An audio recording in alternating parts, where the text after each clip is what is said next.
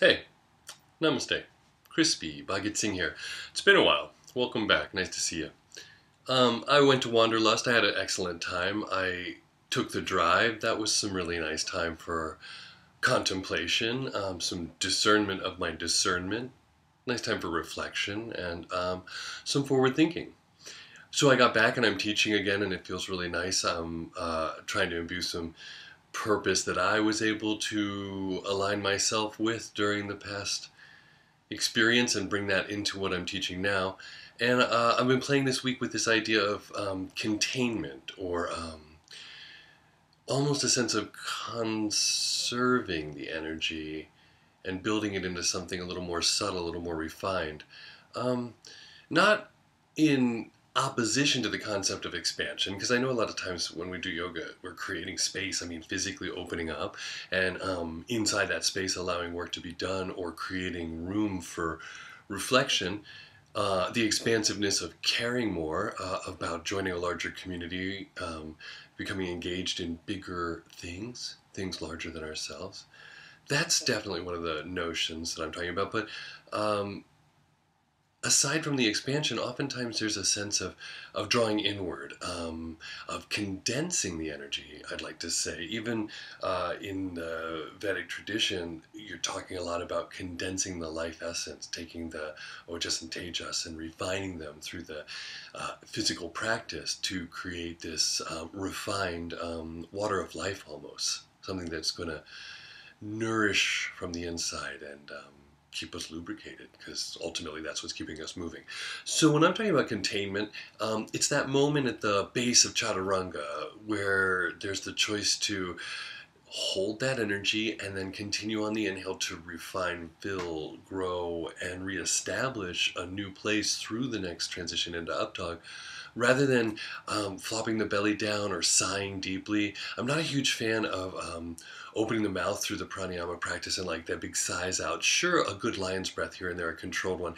Every once in a while, a directed sigh, but for the majority, keeping the inhale and the exhale really smooth, nose pranayama. So there's a containment of the energy. And I know I've done it. I get there.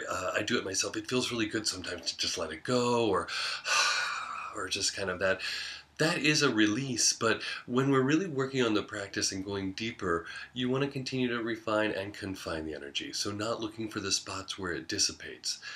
One other sense of containment in the practice is trying to draw the elements of pratyahara, or some say sensory withdrawal. I prefer sensory focus. Drawing ourselves back in again, containing the sensory experience so that even the eyes are not leaking prana. The drishti is very specific at one place. It's not wandering, it's not checking things out, it's actually just a focal point so that it's almost a mudra for the energy. The lips are sealed, there's not a conversation going on. The breath is nose through pranayama. Listening only to the cue of our own breath inside, the ujjayi breathing we can hear, internalize, as well as the direction of the teacher, really withdrawing the senses down into a focal point so that, again, we contain the energy and don't dissipate it by being all over the room, looking around, changing the breath patterns dramatically.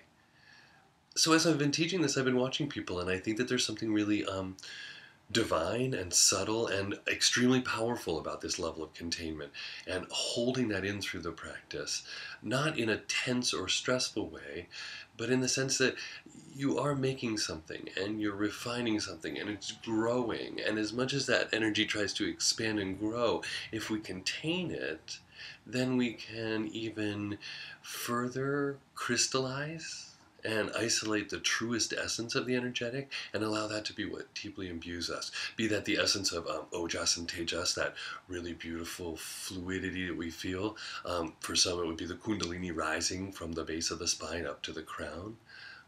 For others, it's the prana, it's the way it flows in and out. So think about that in your practice if you want to, and then think about maybe how that transfers into your life. Is there a bit more containment?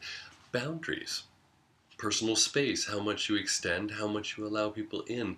Again, these are not strictures or tensions or cutting things off as much as choices as to take what is with and draw that in and reflect more deeply on that. So that's what I've been thinking about, and it's been crappy and rainy. I need to get out and do some gardening. I hope it gets nice tomorrow. So even the thought of containment drew me inside. So I'm going to use this time to reflect upon some readings I wanted to do. So take the energy of containment that you can have, and when the opportunity presents it, dwell on it, sit in it, and see what you might condense down into, find at its purest essence. That's just what I'm thinking about. Maybe it's working for you, maybe not. Otherwise, enjoy yourself. Have a great weekend. Check back. Give thanks and praise. Namaste.